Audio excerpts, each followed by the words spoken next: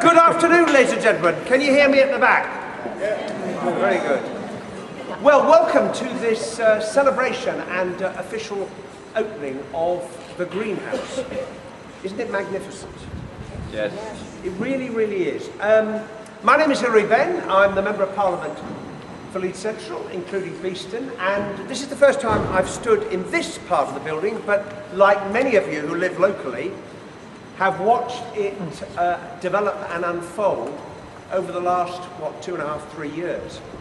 Now, some of you may notice the plaque when you came in here that was put there when Shaftesbury House was originally opened. And it's really a tale of two buildings and two times.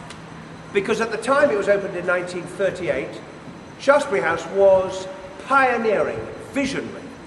And Charles Jenkinson, the famous Leeds councillor, and we've also got two very famous Leeds councillors who are also here, Adam Ogilvie and Angela Gabriel, who represent you and do an extraordinary job.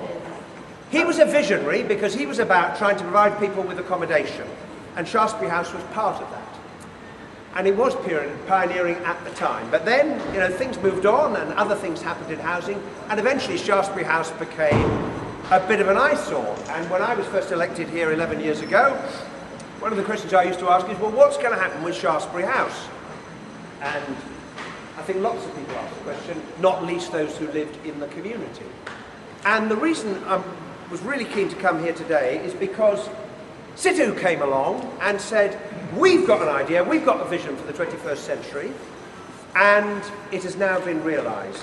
And all of us have enjoyed today travelling round and seeing this extraordinary place, because when we talk about the environmental challenges that we've got in the world, the biggest single task, it seems to me, is to show people that it can be done.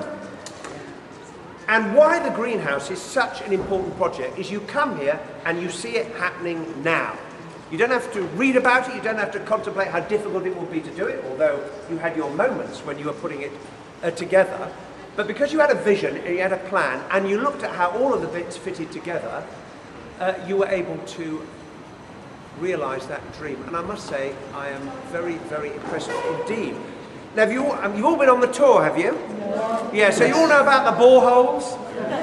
You do, and you've all heard about the information system, which you can sit in your flat and see when the next bus is going to turn up. Yeah. You can find when the next train to Sheffield is going. I was asked that at Leeds Station a couple of Fridays ago, late at night. I was wearing my blue jacket and a red tie, and for some reason everyone thought I was working for the railway. And this rather, let's say, a man who'd had a very jolly evening came up and he said, mate, when's the next train to Sheffield? And I said, someone next to me said, well, I think it's gone. He said, oh no, don't tell me it's gone. And he wandered off, so I don't know what he did for the rest of the evening, but it would have been quite handy if he had had access, wherever he was enjoying the evening, to the kind of information system that the residents of the greenhouse have got, because you can decide when you need to leave to walk to the station, or hire one of the bikes that's going to be available. The boreholes, I think, are particularly interesting, simply because this is using nature to reduce the cost of heating your flat. And at a time when energy bills are going up, hands up anyone here who thinks energy costs overall are going to go down in the next 25 years. Any brave soul want to make that prediction? I think it's probably unlikely.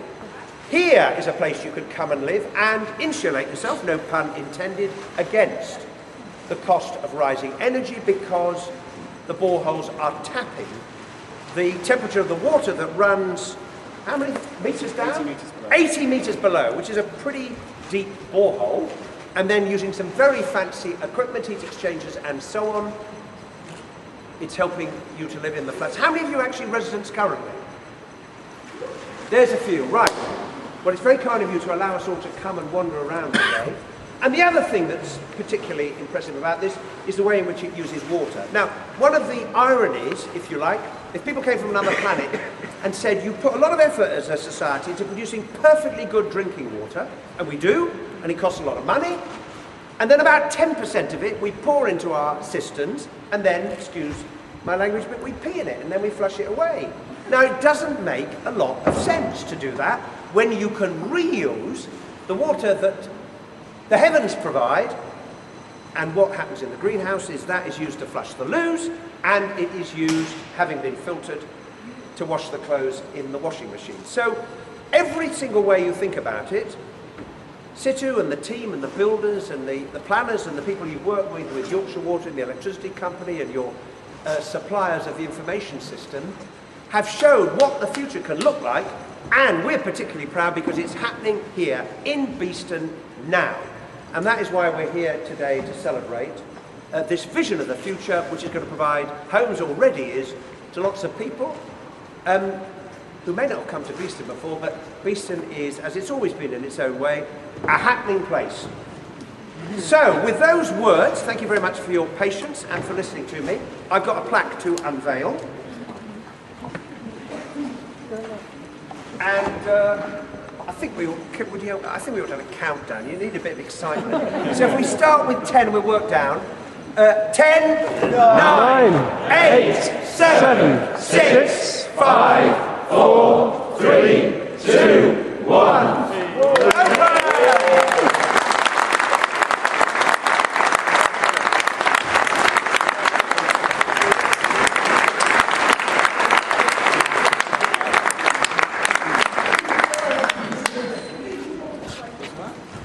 Beautiful.